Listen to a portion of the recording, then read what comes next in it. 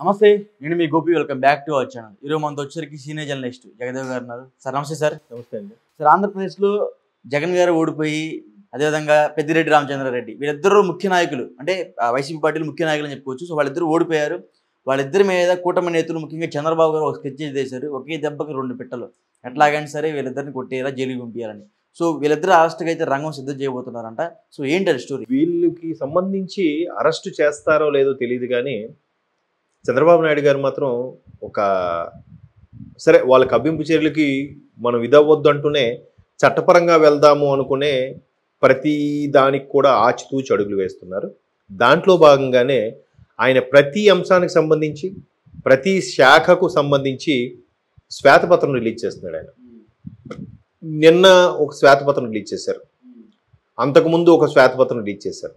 అంటే ఏంటి, ఎక్కడెక్కడ ఏ అవకతవకలు జరిగాయి, రాష్ట్రం విడిపోయిన తర్వాత ఏ పథకానికి ఎంత అవుతుంది అనే ఉండే బడ్జెట్ ఈరోజు జాప్యం వల్ల, ఈరోజు వీళ్ళు తీసుకునే తాత్సారం చేయడం వల్ల, పట్టించుకోవడం వల్ల అది వేల కోట్లకు పెరిగిపోతుంది.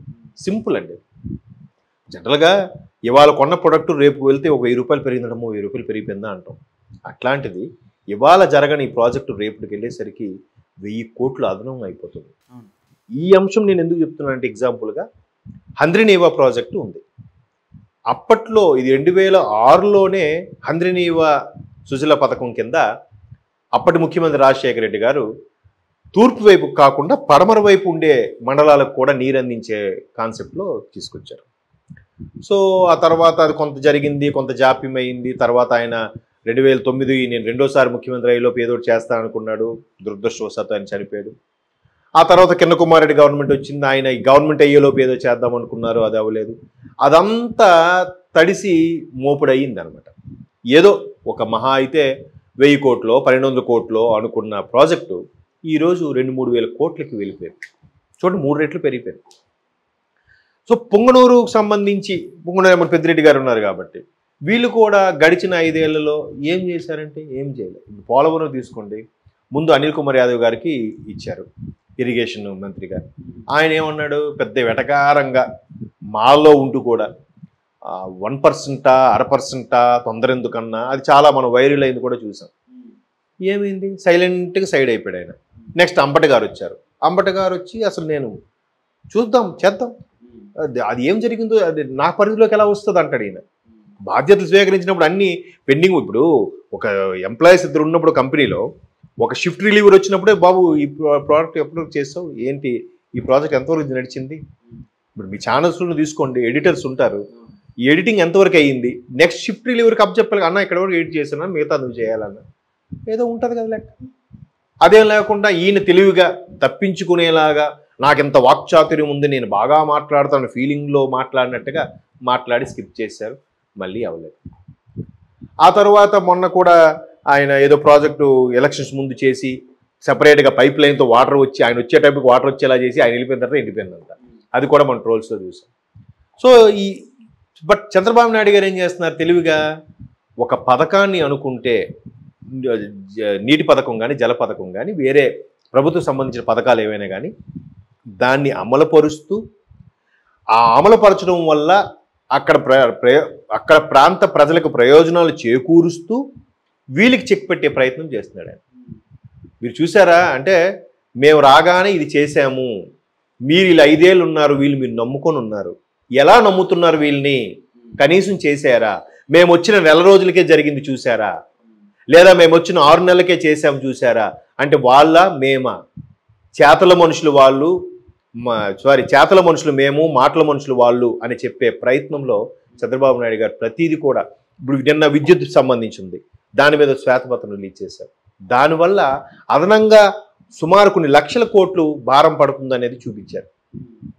క్లియర్గా ఎక్స్ప్లెయిన్ చేస్తున్నాడు ఆయన, ఎట్లా ఉంది ఎట్లా ఉంది ఇలా ఉంది, డిస్కమ్కి సంబంధించి ఇలా ఉంది, డిస్కమ్కి సంబంధించి పే చేయాల్సింది ఎంత ఉంది, దానివల్ల ఎంత అదనపు భారం పెరిగింది, దానివల్ల ప్రతి యూనిట్కి కూడా ఇప్పుడు గత ప్రభుత్వం పెంచేసింది, ఎంత భారం పడుతుంది, కేవలం డబ్బులు ఇస్తున్నాము పథకాలు ఇస్తున్నాము అని కానీ ఎట్లా ఎలక్ట్రిసిటీ మీద కానీ ఆర్టీసీ మీద కానీ ఈవెన్ పెట్రోల్ మీద కానీ అవన్నీ తీసి మొత్తం లాగేస్తున్నారనే విషయం ఎంతమందికి అర్థమవుతుంది.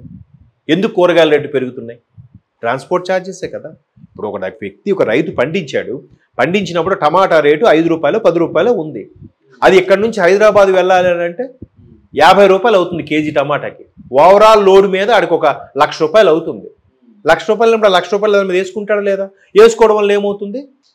టమాటా 10 రూపాయల కిలో కాస్త 50 రూపాయలకి కొనుక్కోవాల్సి వస్తుంది. అది ఎవరి మీద పడుతుందా భారం? మళ్ళీ సామాన్యుడి మీద.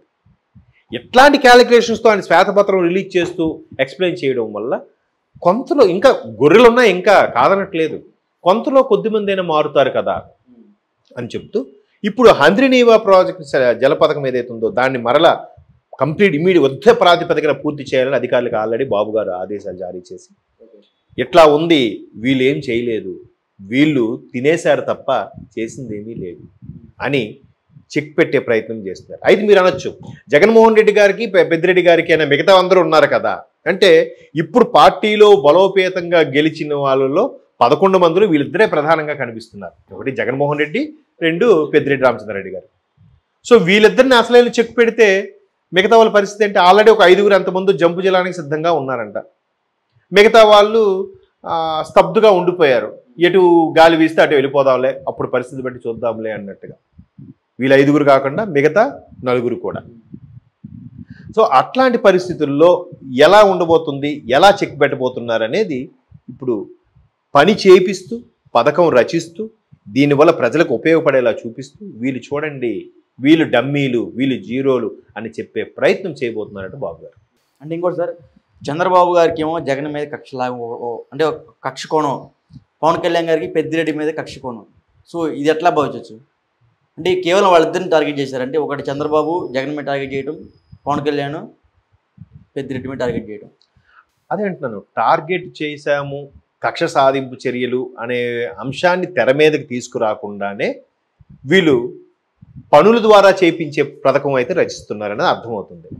అయితే మీరు అనొచ్చు పవన్ కళ్యాణ్ గారు ఒకరిని చంద్రబాబు నాయుడు గారు ఒకరిని టార్గెట్ చేశారు అని. ఇప్పుడు దాని వెంటనే వాళ్ళు ఏమంటారు, కక్ష సాధింపు చర్యలు మేమేం చేయలేదు, న్యాయమే గెలుస్తుంది, కడిగిన ముత్యంలా తిరిగి వస్తామంటారు రేపొద్దున అరెస్ట్ చేసినా కూడా. ప్రతి ఒక్కటి ఈ మధ్య ఫ్యాషన్ అయిపోయింది. జైలుకి వెళ్తే ఏదో స్వతంత్ర సమరయోధులు జైలుకి వెళ్ళారు అన్నట్టుగానే ఫీల్ అవుతున్నారు వాళ్ళు. ఇట్లా పిడిగిలి బిగించి న్యాయమే గెలుస్తుంది, కడిగిన ముత్యంలా తిరిగి వస్తాం. మొన్న కవిత గారు కూడా అలాగే అన్నారు.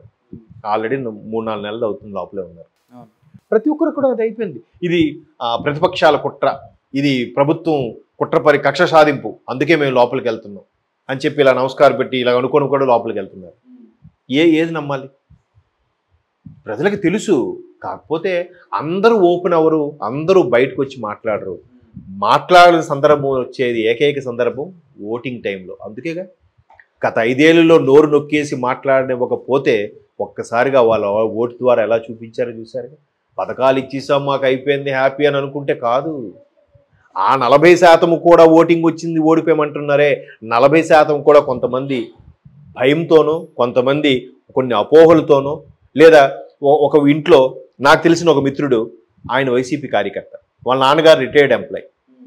ఆ రిటైర్డ్ ఎంప్లాయ్ కూడా చెప్పాడట, ఒరే నాన్న నాకు పెన్షన్ ఒక్కోసారి 15వ తేదీ, ఒక్కోసారి 14వ తేదీ, ఒక్కోసారి 12వ తేదీకి వస్తుందిరా, ఏమిట్రా గత ప్రభుత్వాలు ఎప్పుడూ లేదంటే, అవుతాయిలే నాన్న అవన్నీ నాకు తెలియదు, నువ్వు మాత్రం వైసీపీకి వేయాలి అంటే, సరేరా కొడుకు చెప్పిన మాట విన్నాడు. బట్ ఆ తండ్రికి ఇష్టం లేదు వైసీపీకి వేయడం. అలా వచ్చిన పర్సంటేజ్లు ఏవో ఇవి నా అభిప్రాయం. కాబట్టి ఈ కక్ష సాధింపులు అనే మాట అనిపించుకోకుండా చట్టపరంగా వెళ్ళి శ్వేతపత్రం రిలీజ్ చేసి ఎక్కడెక్కడ అవకతవకలు జరిగాయో అది ప్రజలకు మళ్ళీ భర్తీ చేసేలాగా ఆ పరిస్థితి పూడ్చి వ్యక్తుల్ని ఇబ్బంది పెట్టి ఇరకాకలు పెట్టేలాగా సమాలోచన చేస్తున్నట్టుగా తెలుస్తుంది. చూద్దాం. Okay sir, thank you.